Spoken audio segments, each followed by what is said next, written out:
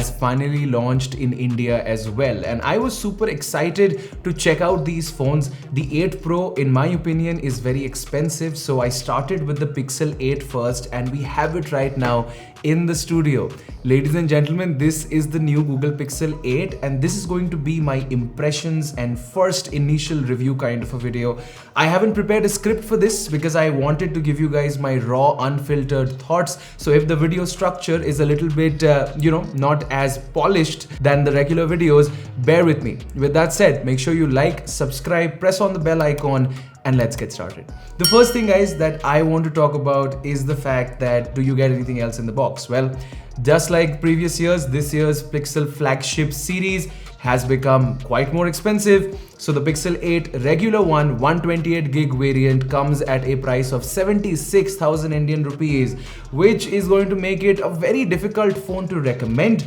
But either way, I got mine in this hazel sort of a color. It's a mixture of teal and kind of gray, I would say. And I really like it. It is a very good looking color to me. The phone has rounded edges overall now. So the overall look and feel of it is very, very nice.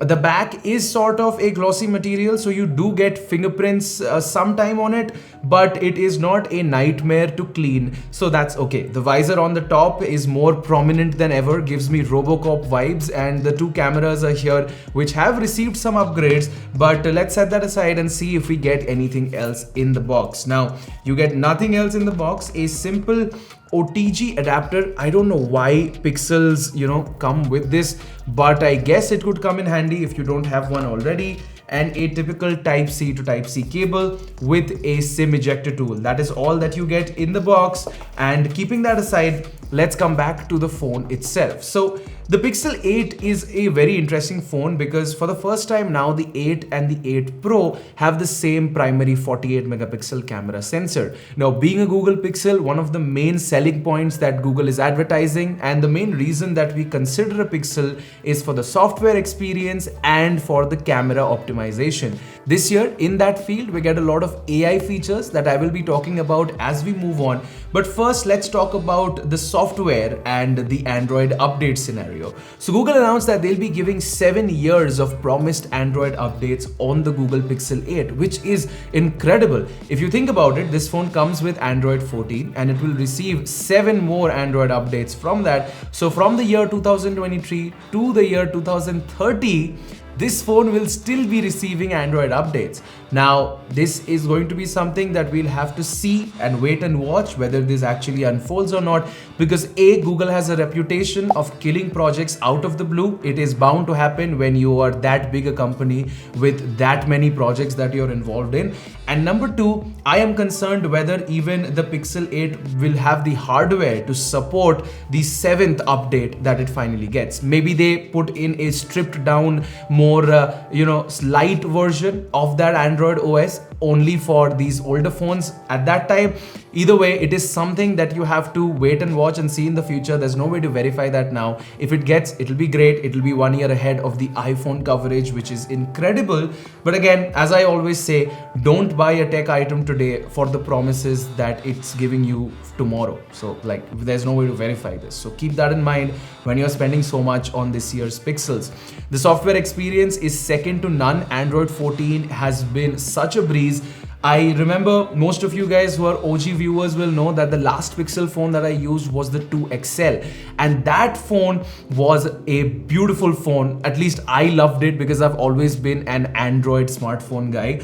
And yeah, this is just transporting me back to that time. Of course, it's more refined and much better. The screen size is nice. It's a 6.2-inch panel. It is, of course, OLED, and it's 120 Hz of refresh rate with HDR10 plus support and whatnot. The display is very nice, and the UI in general is very fluid to use because of Android 14. I really enjoy the always-on display and the lock screen animations with the Android customization that this kind of Android 14 runs. and the fact that it is absolutely stock Android with no bloatware is a really big plus point in my opinion. With that said, what I want to talk about next are the highlight that I'm sure you guys have been waiting for, which are the cameras.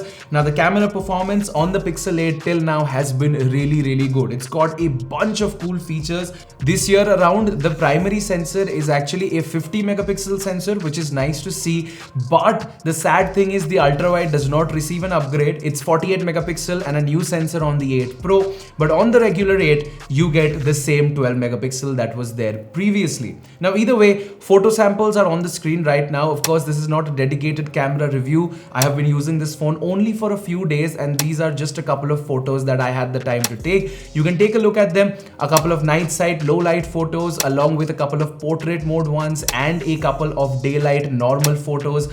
They come out really well. It's got the typical Pixel sort of HDR sharpening look on it. It's not very overboard like I've seen in previous devices, but it is dialed down really well.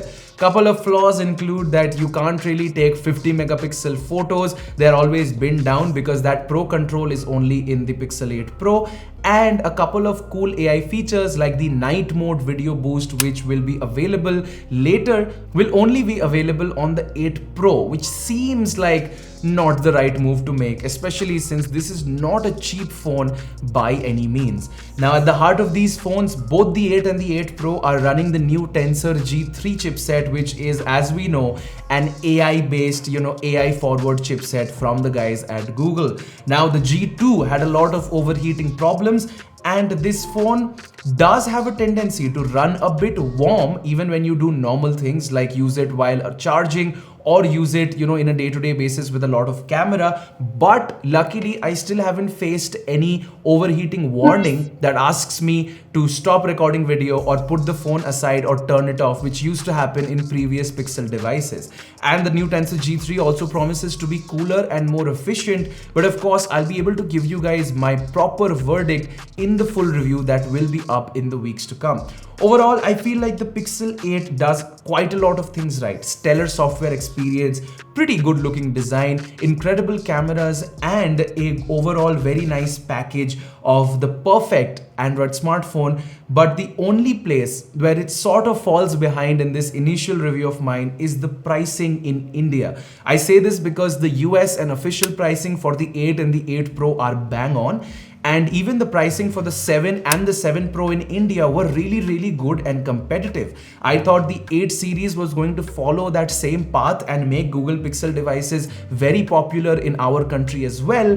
But in a price sensitive market like India, pricing your lowest end 8, which is not the Pro, at 76,000 rupees and the 8 Pro at above a lakh will mean that no matter how good a phone this is, not a lot of people are going to buy it. Let me know what you think about the Pixel 8 in the comments below. I'll be back with my review soon, after a week or two maybe. So keep an eye out for that before you spend your money on this phone. And I'll see you guys in the next one. This is Anubhav signing out. You guys have a great day. Take care, stay safe, and bye-bye.